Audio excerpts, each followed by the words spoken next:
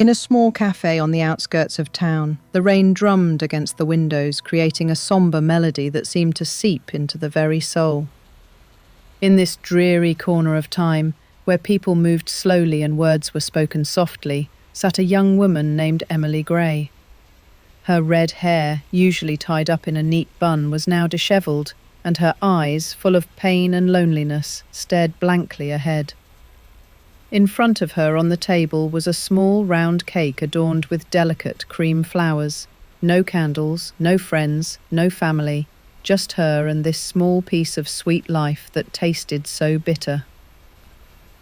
2 years ago, Emily was a successful mountaineer, conquering the peaks of the highest mountains. Her life was filled with adrenaline, risk and victories. But one fateful mistake changed everything. During an ascent of Mount Everest, she slipped and fell, sustaining serious spinal injuries. The doctors did everything they could, but Emily never walked again. She found herself confined to a wheelchair, and her life turned into a nightmare.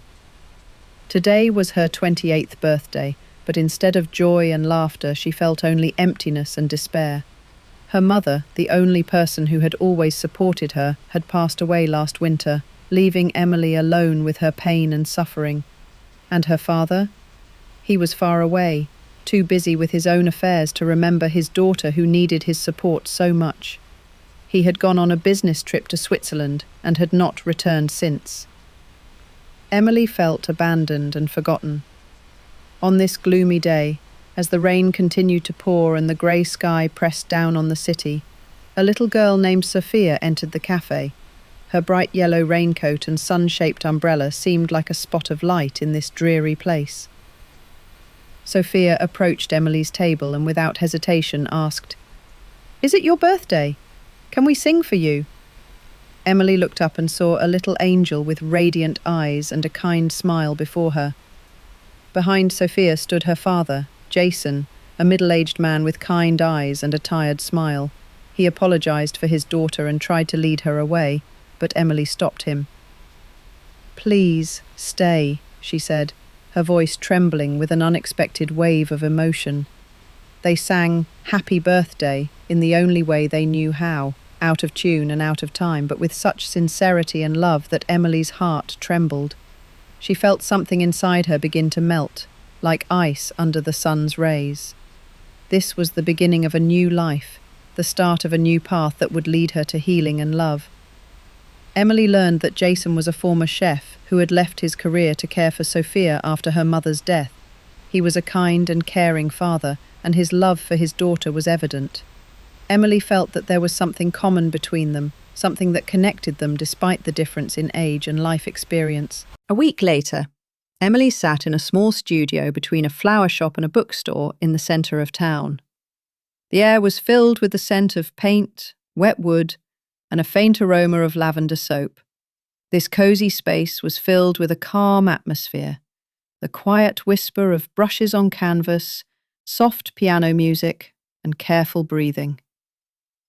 Emily sat in front of an easel with a blank canvas, her left hand uncertainly holding a brush. Her right hand, once dominant, now lay lifeless on her lap.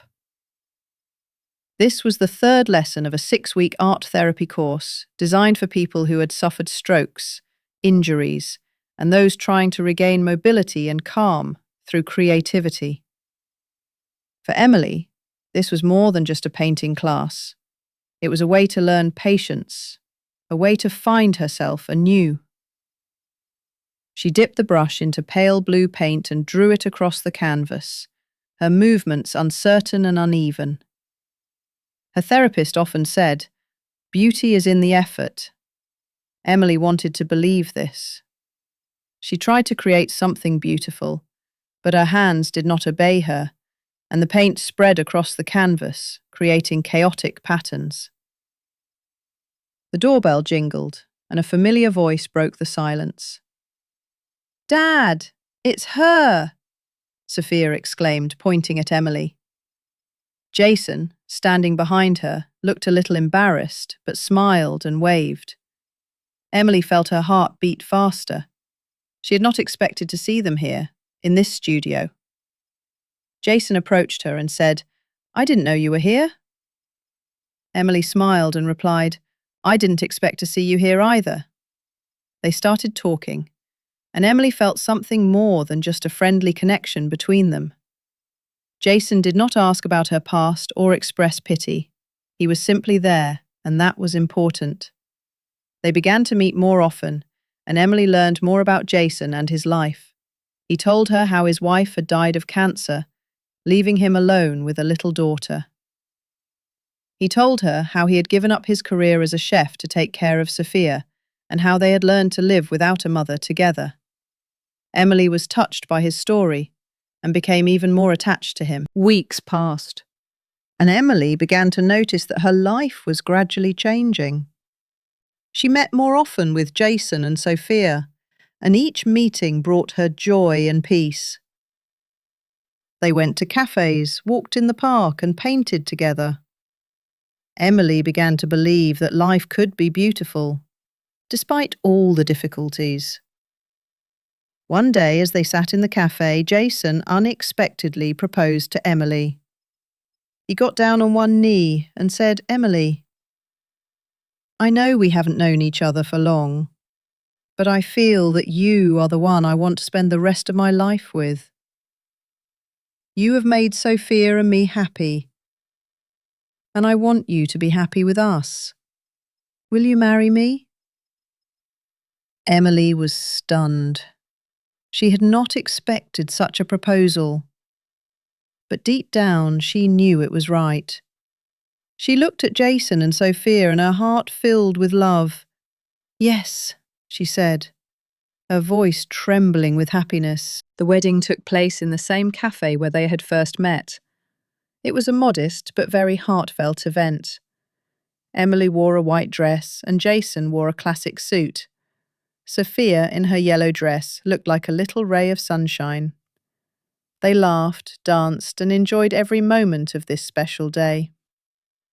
After the wedding, they continued to live together, filling each day with joy and love. Emily began painting pictures that were exhibited in a local gallery and brought her a small income. Jason opened his own small cafe where they all worked together, creating a cozy atmosphere for visitors. Sophia went to school and happily told her friends about her new family. Emily Gray's life had changed dramatically. From a successful mountaineer who had lost faith in herself, she had become a happy woman who had found love and happiness in the most unexpected places. Her story became an example of how, even in the darkest moments of life, one can find light and hope, and how the love and support of loved ones can change everything. But life was not always easy. Emily still struggled with depression and anxiety, and sometimes it was difficult for her to cope with everyday tasks. But Jason and Sophia were always there, supporting her and helping her overcome difficulties. They taught her to appreciate the little joys of life and find beauty in ordinary things. One evening, as they sat in the cafe, Jason told Emily about his plan to open a culinary school for children with disabilities. He wanted to teach them to cook and help them find their place in life. Emily was inspired by his idea and offered her help. She began teaching art at the school, and her students were delighted with her lessons. The school became a great success, and soon it turned into a center where children with disabilities could study and develop. Emily and Jason were proud of what they had created, something truly important and useful for society. Years passed, and their family grew even larger. They adopted another child, a boy named Max, who was also in a wheelchair after a car accident. They gave him love and support, and he became an integral part of their family. Emily and Jason continued to work together, creating new projects and helping people. They opened several more cafes and schools, and their business thrived. But most importantly, they found happiness and fulfillment in what they did. They learned to appreciate every moment of life and find joy in the simplest things. Their story became an inspiration to many people, and they received numerous letters and messages from those who found hope and support in their story. They became a symbol of strength and resilience, proving that even in the most difficult circumstances one can find happiness and love. Thus, Emily Gray's life had changed dramatically. She had come a long way from being a successful mountaineer to a happy woman who had found love and happiness in the most unexpected places. Her story became an example of how even in the darkest moments of life one can find light and hope, and how the love and support of loved ones can change everything.